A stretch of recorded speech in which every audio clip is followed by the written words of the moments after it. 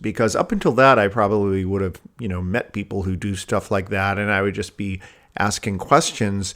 But in this interview, and I can hear it because I just re-listened to it, I was sort of feeling like I was more of a peer because I was an artist because I had started painting, and I was doing a lot of comparison and trying to connect and understand in a different way.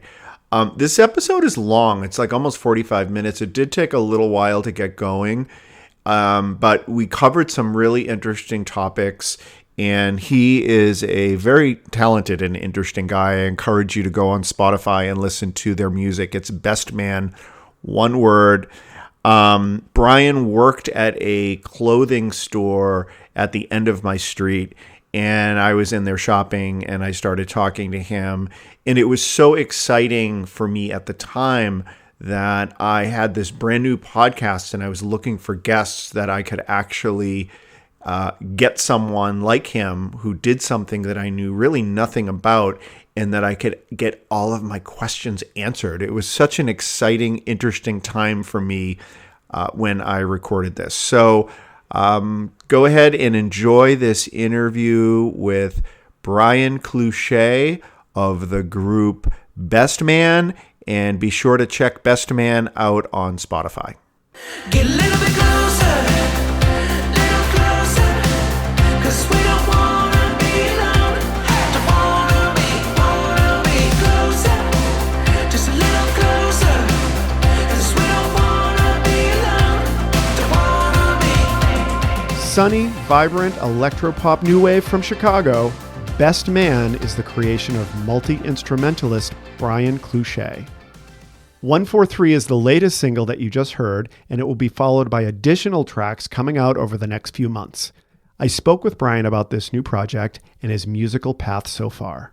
The series of music coming out, are you considering this a collection that all relates, or do you look at this as individual pieces of work? That's a great question. I think that if we're doing it kind of how we're intending, or if it's at least received how we're intending, is that, yeah, it will feel kind of like a collection that's based in at least a similar direction and similar ideas. I think that the sound is going to sound, or at least the kind of the sonic element of it is going to be pretty similar in all the tracks. It's not necessarily like a concept where there's an overarching story or anything like that, but we're hoping, or at least when I write and record, I hope that it does feel like this kind of continuous, or that has some continuity to it as you're listening to multiple tracks.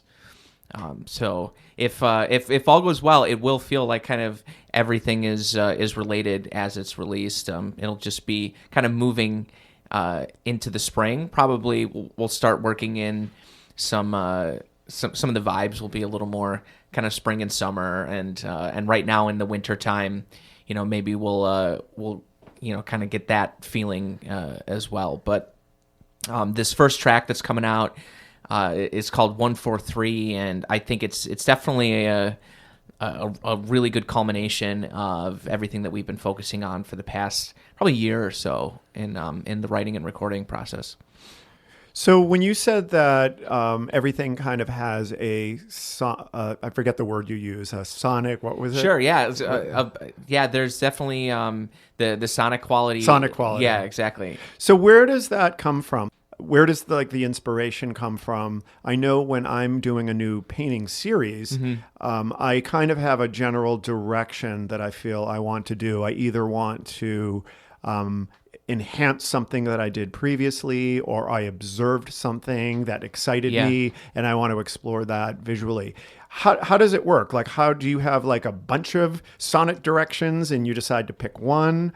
Where does that all originate from? Well, I think that, kind of to take it back, maybe even a little further and talk about kind of the genesis of this project, is that I really wanted to emulate, and not in any kind of patronizing way. I didn't want it to seem like I was aping anything or kind of using it as a novelty by any means. But when I think back to some of the sounds that are most interesting to me, they're coming out of the 80s. And I was born in the early 80s, so it's not like I can say that I experienced a ton of that. But it seems to resonate with me more than anything. And I think that in that kind of emulation factor, right, is that I want to, take some of those sounds that I find really, really inspiring, because at that time, there was so much experimentation going on, and especially with synthesizers and electronic, elements, drum machines. That stuff really, really excites me, and I wanted to, kind of take at least the songwriting that I had come to know in myself and work that into the kind of production element of it. So it was really, really important for someone to kind of listen to it and say, hey, that sounds familiar, but it doesn't sound like I'm, trying to, specifically gimmick it. Okay, that makes total sense to me. Yeah, definitely. Yeah, definitely. And so I've had this conversation quite a few times with people when I kind of try to explain, that initial question that people, when I say, oh, I'm in a band or I'm a musician, right? Yep. They'll say, oh, well, what kind of music is it?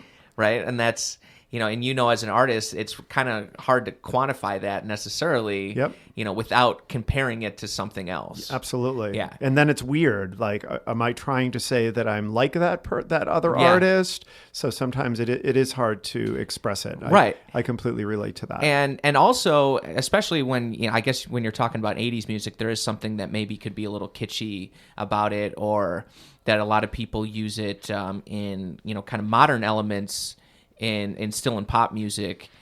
It can definitely sound like that there are that there's a gimmick quality to it. And when I was writing stuff, I wanted to say, hey, is there really a way to get these elements in, these these production elements in, but still have it be like my songs, essentially.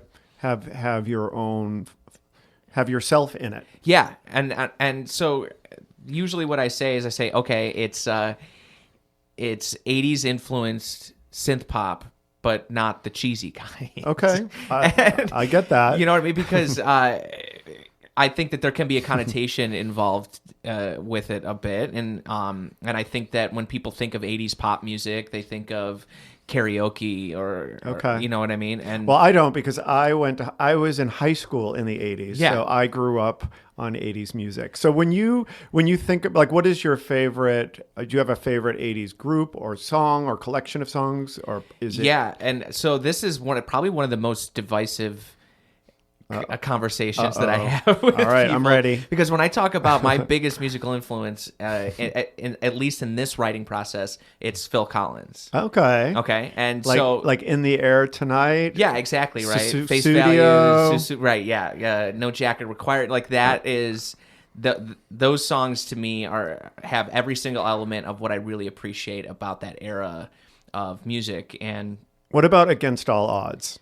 I love that song. Do you know that song? I absolutely do. And so my mom actually gave me which it was incredibly thoughtful of her, and this was very recently, gave me a copy of of Face Value's that was original pressing that some guy gave to her because he basically had a crush on her. Okay. And he was kind of trying to impress her. And this is, I'm not saying this was years and years ago. I'm saying this was very recent, that maybe my mom was having a conversation with this guy, and he's like, oh, he likes Phil Collins. Well, here you go. And I happen to be a lucky recipient of that situation. But when I find I have the Phil Collins conversation, a lot of people are like, oh, that's where the cheesy kind of aspect comes in. And, there do seem to happen to be a couple different camps when it comes to Phil Collins, or even going into Genesis. Yeah, I was going to say, he was in Genesis. Yeah.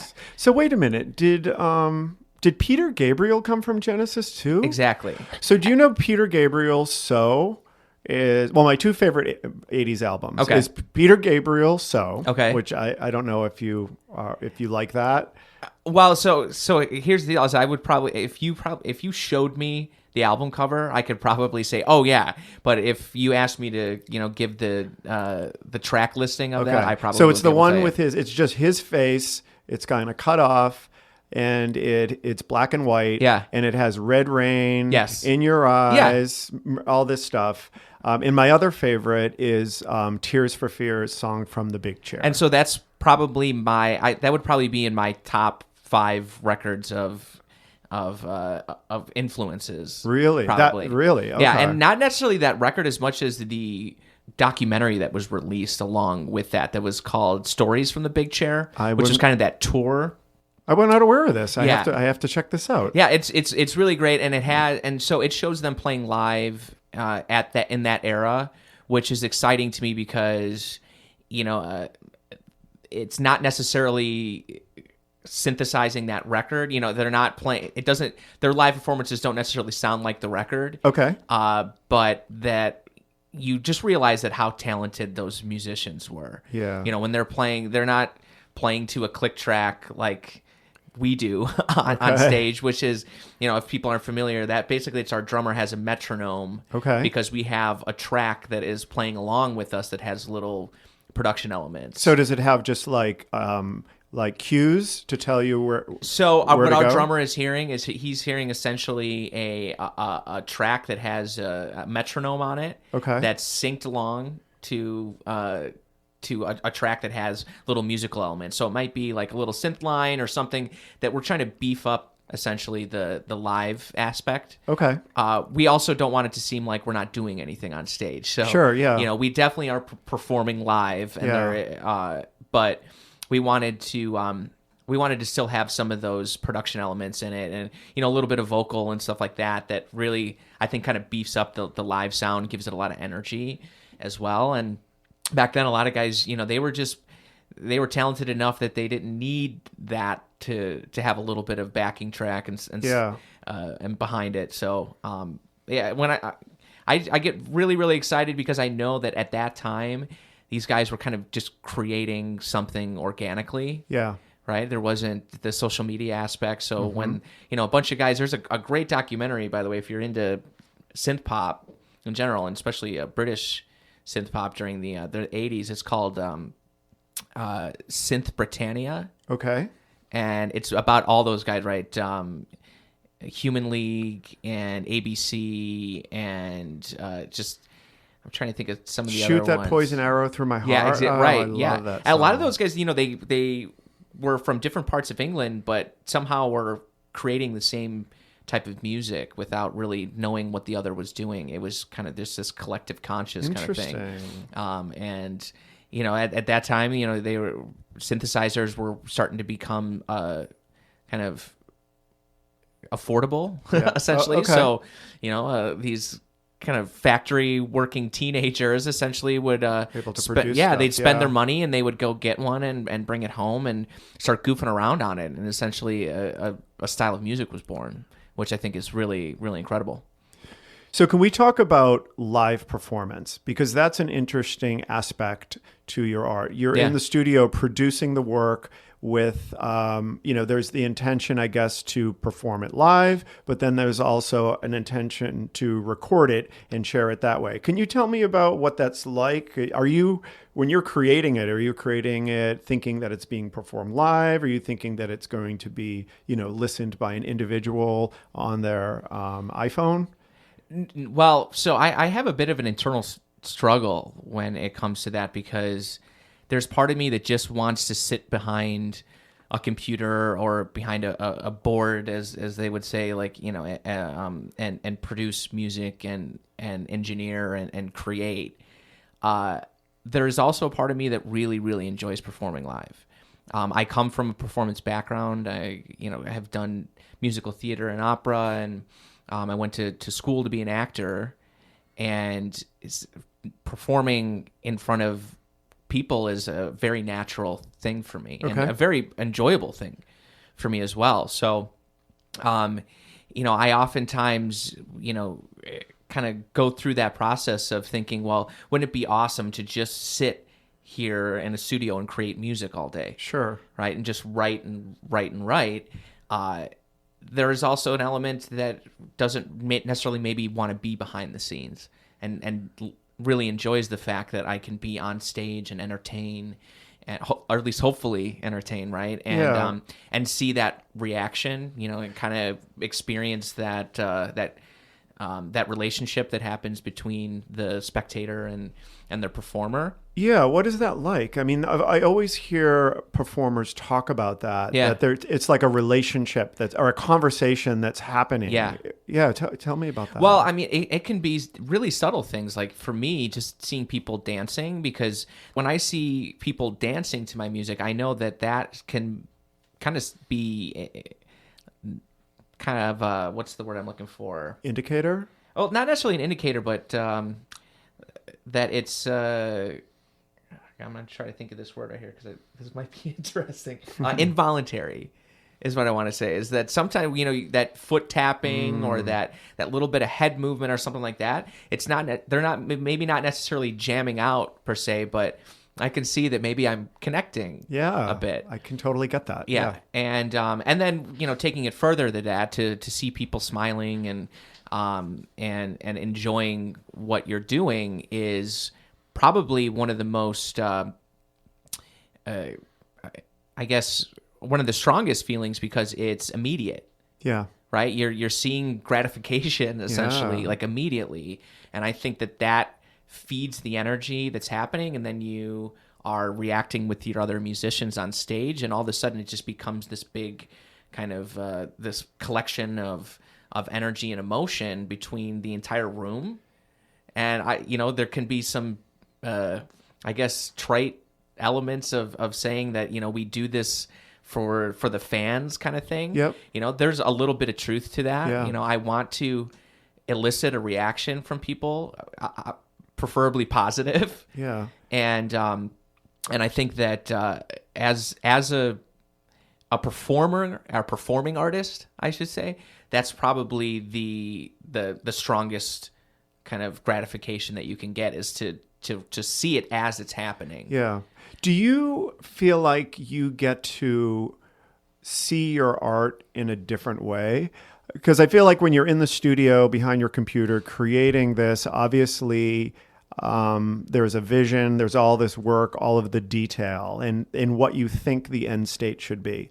And I'm wondering if when you perform it and you see people reacting to different parts of the song or reacting in a way that you wouldn't have expected, does that make you see it in a whole different way? Well, yeah, and I mean, to be truthful with you, I mean, to even take it to the negative aspect is that I have seen it in an aspect which is a very powerful experience, is when you are creating something and you're feeling it, right? And you're feeling very positive about it, and then you do push it out there, and to not get a reaction or to see the maybe elicit is tough. And I mean, I can think of a few shows where we were debuting something that we've worked on for a few weeks, and you're feeling really good about it, and it's a late night and half the room walks out.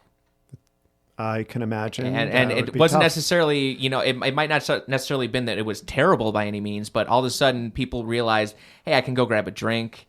Hey, I want to go have that conversation or something. That's the opposite of the head nod and the foot tap. Exactly. That's an involuntary, I'm going to get a drink. And for me, I think that that is the opposite of that, right? Because that's that critique that is immediate, that all of a sudden takes the energy away. Yeah. And I'll be truthful, it can definitely feel emotional because that's something that you're passionate about, and you're, I mean, I can only assume that that as you become more experienced with that, and that you can tend to maybe brush it off, or maybe you never do. Yeah.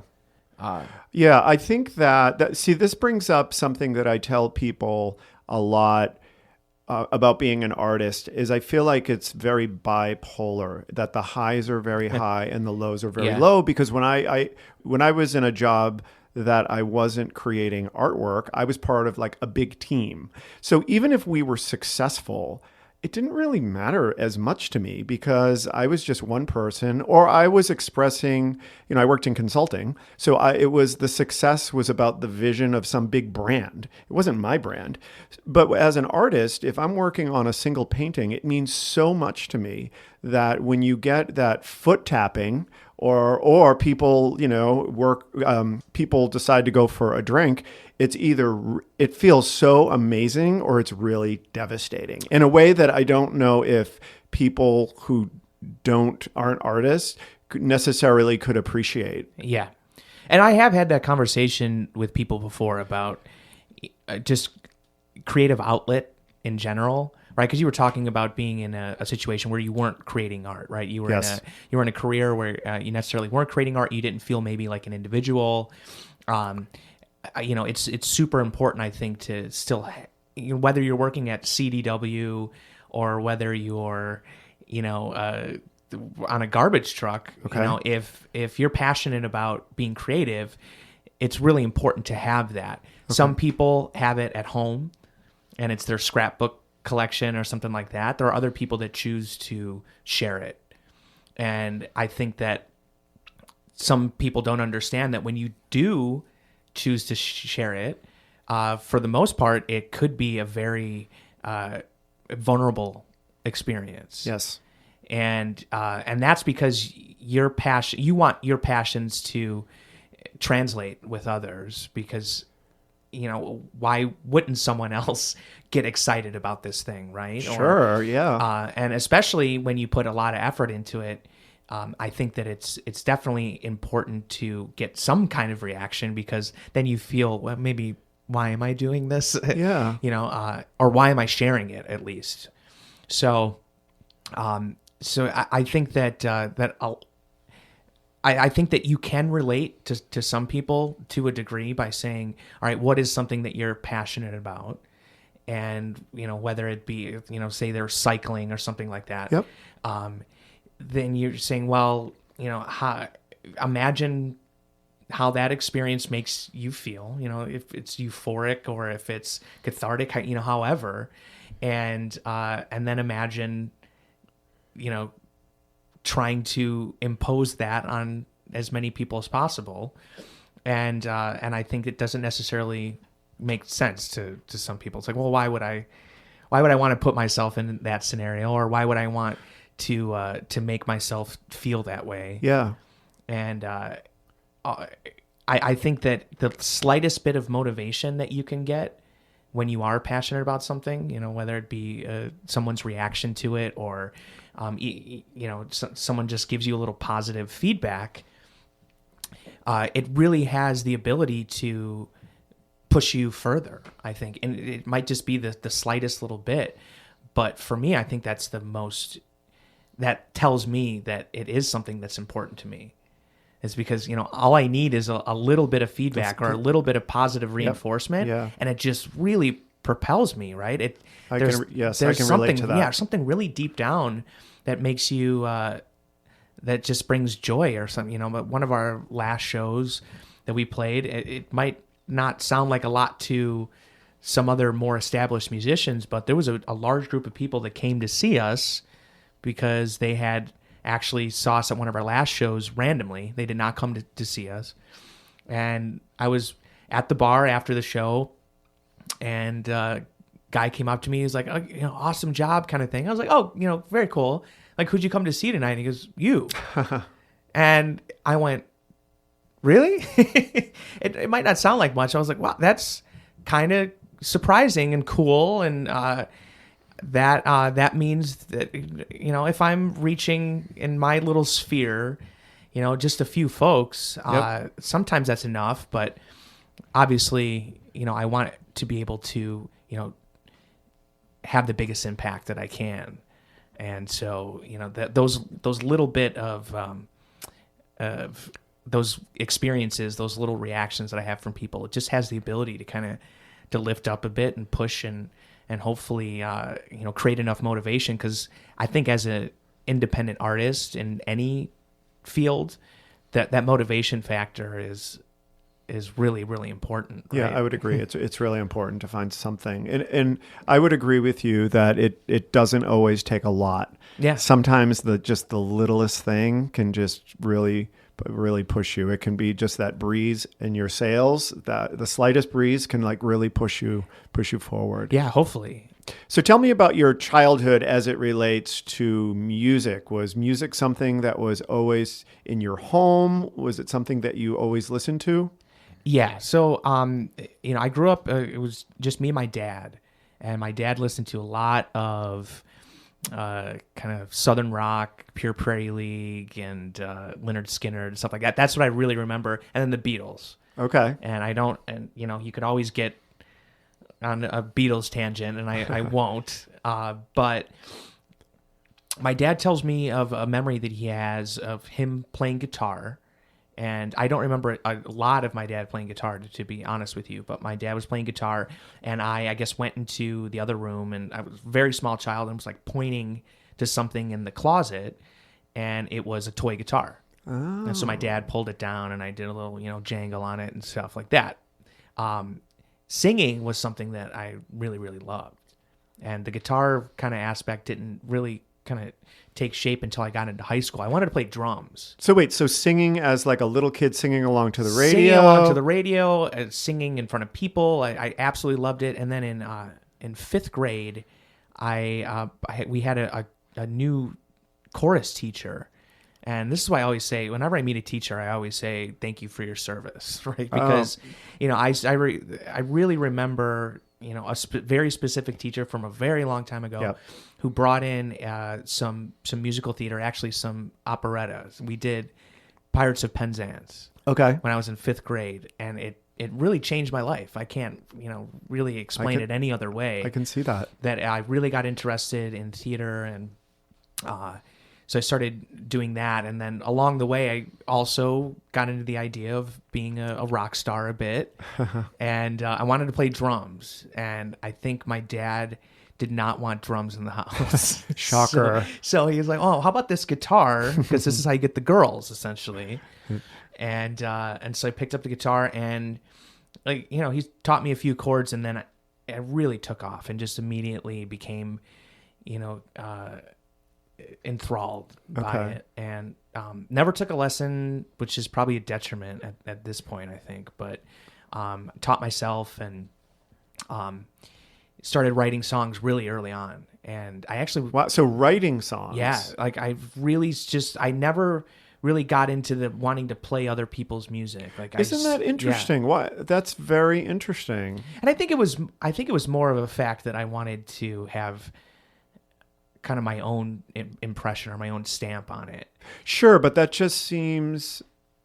is interesting to me that a youngster would have the desire to create their own music. Because when I think of musical kids, I think of kids who liked, reproducing other stuff. Yeah. So that's surprising to me. That's great. Right. And, I hate to, kind of put on the old man cardigan and stuff, but we didn't have YouTube. We didn't have access to kind of the social aspect that you couldn't have been Justin Bieber. I couldn't have been, because Justin Bieber was discovered on YouTube. I just found this out like a month ago. I had no idea. On Ellen and all that, right? I think that was kind of how it all started. Yes. And yeah, it definitely wasn't like that. I started writing, kind of silly stuff, and I was always a bit of a class clown.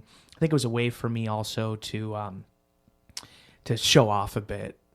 So would you say that writing and performing, was that a creative outlet, or would you say it was more about a way to get attention, or both? Oh boy,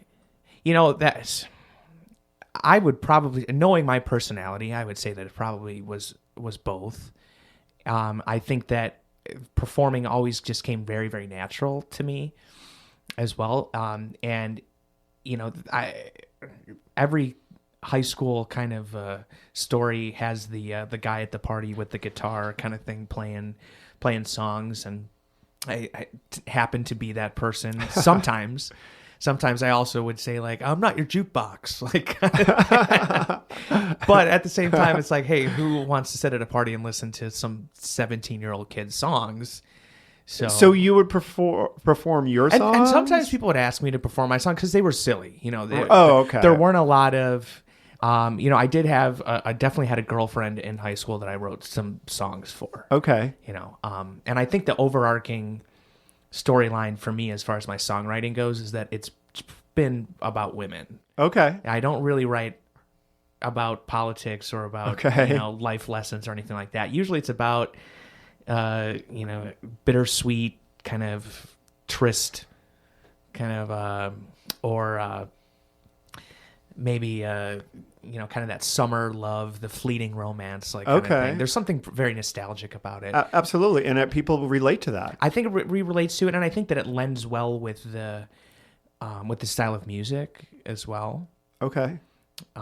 But kind of going back to playing and writing music when I was in high school, I was listening to some pretty bad music, I think, for a lot of my life. And when I say bad, I mean just straight, alternative rock, like Q101. I mean, like, geez. I don't know. I'm from Boston, so I don't know what Q101 is. Oh, Q101 was, and I think I could say was now, terrestrial radio is, who knows, but Q101 was our alternative radio station. So think Smashing Pumpkins and Pearl Jam and stuff like that. But I was going into the, I was probably listening to Train or something like that. It wasn't until I got to college that I, had my musical awakening, I guess. Okay. And I started writing music that was influenced by bands like in kind of the pop punk scene. One of my favorite bands was Jimmy Eat World, and when I started writing music that was kind of in that vein, I was able to kind of bring in pop music elements as well. Okay. That, for some reason, in the back of my mind, pop music was always kind of pushing forward. Okay. So how can I take those pop elements and still have it in music that I feel speaks to me and is relevant to me as well? Because I'm not a pop artist, and there's no way that I could be. But how can I bring those elements into stuff that I was writing at the time? And that's kind of what Best Man turned into. It was really, all of my previous experience of songwriting and those styles of music, and then incorporating these pop elements, and then the synthesizers and kind of production elements of 80s music. And for the first time in a really long time, I felt like, wow, this is me. This is kind of my personality and my experiences all really just kind of gift wrapped into this project. The genesis of the project was after my first trip out to California. I was looking forward to it a bit, and then I went out there and I was like, oh man, my friends lived in a dingy apartment, and there were helicopters flying over. So it wasn't quite it wasn't the Hollywood experience. It was definitely not the Hollywood experience, but I think in a little element of it that it was kind of that experience that maybe I had thought it was. I didn't see the Pacific Ocean until I was flying out of LAX, and that really kind of spoke to me. Is that I was like, man, it was really not that positive experience. Okay. Well, then my best friend decides he's going to get married and asked me to be the best man, and I was like, okay, I'm going to throw a bachelor party out there, and then one in Chicago as well, because he has friends out there. That's where his life is now. We'll celebrate out there, and then we'll come back and do it again, kind of thing. And he had been living out there for a few years and had kind of gotten acclimated and kind of found the LA that he liked. And when we got there, all of a sudden it was like a whole different experience. We went to Venice Beach, and we went hiking in the in Topanga Canyon and went to the ocean down in Malibu. I mean, it was So something changed. and really, I kind of understood that there can be a romance involved in it. You know, it's like, oh, maybe this is what the Beach Boys are talking about, or Okay. this is what Fleetwood Mac was kind of feeling when they were recording Rumors and stuff. And so when I came back to Chicago, I had actually gotten a bit influenced, or at least inspired by, I don't know, there's this beachy kind of Okay, by the experience. but and yeah, every- and so I really made it a point to I started writing music like right away. I was like, you know, how did this experience make me feel? He had his wedding in Central Illinois on his wife's homestead, and it was one of the most incredible experiences I've ever had. All the friends that we grew up with and then met in college, and we just had this really incredible night. And I came home and immediately started creating. And So- I was in a bit of a rut, I think, at that point. So it was very inspiring. So when you say you came home and you started writing, Yeah. how does that start? Is it writing I- lyrics? Is it So for me, the writing process is always musical first. Is that I write melody and I build instruments on top of each other and stuff like that. The lyric portion and the that kind of songwriting is my least favorite part. so when you build a melody, what do you start with? Boy, I think that Like a piano? So I or- start at the piano. So I'm mostly working at the piano, and then I bring guitar in after.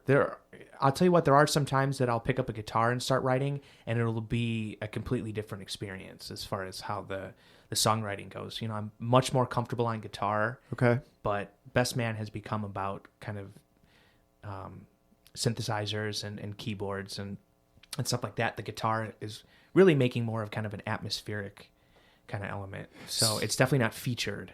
So if you're starting with a piano, and Yeah. I'm trying to map this to how I do a painting, Mm-hmm. because when I do a painting, I do a underpainting in a single color, and it's basically the whole landscape of the painting. Like you could come in and look at this underpainting, and you will know pretty much exactly what it's going to be.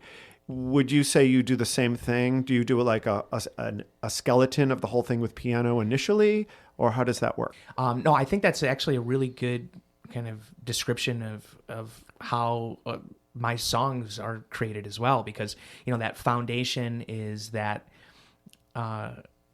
is either a bass line or Right. or a synth melody. All of a sudden, you start layering things on top of it. Gotcha. And I think a lot of times that I'll write like a quarter of a song, and it'll be the full kind of the full production of it. Is that I can write like Meaning you'll have layered everything in. I'll have pretty much layered everything in, and it'll be like maybe just a minute and 30 seconds of something, right? interesting. And there is, I think that, and then all of a sudden you can get stuck. Yeah. You're like, oh my God, like all of a sudden you're just, all this kind of creative energy is running through you, and you know all the chords where they want to go and stuff, and then all of a sudden you're like, okay, well, that was part A.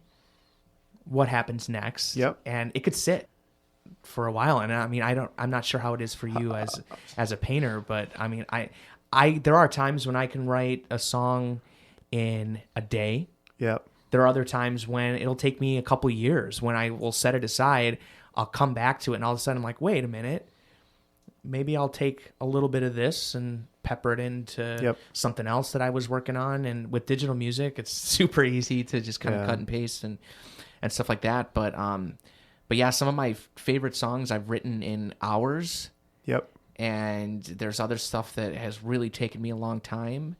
But the layering aspect is always something that's part of it. Is that there will be this really simple skeleton, and you kind of start layering stuff on top Yep. of it and creating more of this. I guess the only word I can think of is just kind of an ambiance or an atmosphere Yep. to it. Yep. No, that makes total An sense. environment, whatever I'm trying to create. The lyrics come in usually like 2 days before I'm recording the song. Yeah. So that sounds like Yeah. the equivalent of like the highlights of a painting. Yeah. So what you're describing, it sounds very similar to what I do, Mm-hmm. and where I will as I mentioned, I will do an underpainting.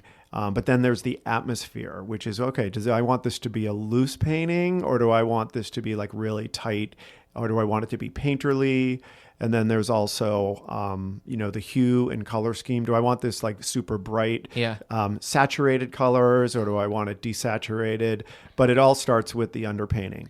But then also there's challenges where I get stuck, and it's really frustrating, especially when I know, and you probably can relate to this, when I know that I have something that can be amazing and really good, but I'm stuck, and it's very frustrating and confusing because I know that this is going to work, and but you just have to stick with it, and eventually it does work itself out. Well, and I'll tell you what, I think that I have a bit more of a benefit than you would in that element, because I can bring it to other people that I play music with. Sure. And so, that is something that as a creative individual, especially a songwriter, is that you find yourself sometimes really wanting to bounce ideas off of other people and to get that inspiration from another aspect, because, I definitely feel like that there's a lot of times when I have kind of reached a limit as far as what I'm, kind of feel I'm capable of. Yep.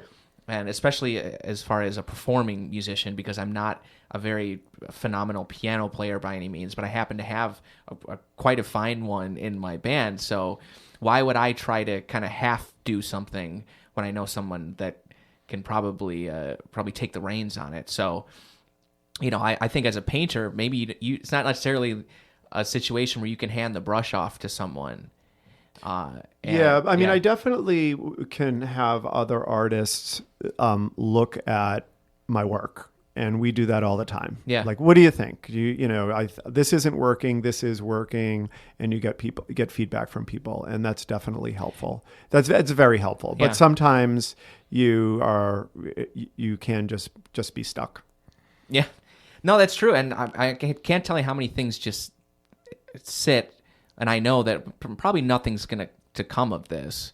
I'll come back to it every once in a while, try to make something happen. And it's hard to let it go because, you did put some work into it. Yeah. But I think that it's really important especially when considering making a record or making a full piece of music, is that, if it's not right, then why would you want to represent your work, I guess. Yeah, that makes sense. Mm-hmm. So, Brian, are there a couple things that you could tell people that are listening to this that would help them move things forward for themselves in using the creative part of their brain? Yeah, well, as a independent musician and someone that, where it's all DIY, essentially, the promotion, all of those kind of elements that are not your favorite parts by any means, right? If I could just create, I'd be very happy with that. But I think that we kind of brushed on it earlier as well, is the motivation factor. Like, what is it that is going to get you up off the couch, or get you to the computer, or get that writing, happening, or picking up the brush, whatever your trade is. Is that it shouldn't take much to kind of get that spark. Okay. And I think that if you can run with that's the most important thing. For me, it was, if I tell myself, okay, I got to write 10 emails today to try to get somebody's ears on this, I need some people to hear this music. When you get that one response, 1 out of 10, if you're lucky sometimes, because, people are getting inundated by new music all the time. But sometimes it just takes that one guy to say, oh, hey, I really like this. Send me some more info. And you're realizing, okay, well, if 10 emails took me 10 minutes today, okay, what can I do 20 minutes tomorrow? Or, it's just little kind of steps like that when you're struggling. I think it's just most important to actually just do something, and you never know. Yeah, kind of thing. Fear is such a crippling thing sometimes, and you gotta. I think sometimes and it does sound really trite. Just take that chance, I guess, and you never know. Yeah, I would agree. I always say that the universe, well, I'm sure I didn't come up with this, but the universe responds to action. And sometimes it's just the littlest thing, but if you keep doing something, you will get a response. If you don't do anything because you're scared, you won't get a negative response. You won't fail, but you're definitely not going to succeed. But the universe definitely responds to action, whatever that may be. And I know, like, that's one of my philosophies is I'm just always trying to do something to keep things moving forward. Sometimes there's a strategy and a solid plan. Sometimes it's just, you know what, today I just need to do something. Yeah. I think that the other important element of that, and at least for me as a creative person, is that is keeping that kind of sustained. Because it is easy to get that little bit of kind of euphoria and then get that little jolt and work for a little while and then kind of bask in it or drift off into old habits or all of those things. And when you don't have a team behind you, or when you don't have a manager that's you have to be self-motivated. Yeah, you really have to be self-motivated. And I think there's a reason why there's not 50 million successful artists out there. Because there are, some people that struggle with that and never, there's some people that never get the opportunity. And I guess the only way to know is just kind of make your own, I guess. Yeah. And that's something that I definitely struggle with, and I'm sure many people do, but, hopefully I'll figure it out at some point. And where can people find your music? Yeah. So, bestmanmusic.net. You can also find us on Spotify, on SoundCloud, pretty much anywhere, iTunes, all that. But it's Best Man, one word, and gotta be hip these days. So, but yeah, January 25th, and then keep an eye out for in the next couple of months for a couple new things as well. So, Brian, thank you very much for this. This was an excellent conversation. Thank you, Rick. My name is Ricky McGuckran, and you have been listening to Eager to Know, the podcast. If you haven't already, please go to Apple Podcasts and subscribe, rate, and review this podcast. Join me next week for another Eager to Know podcast.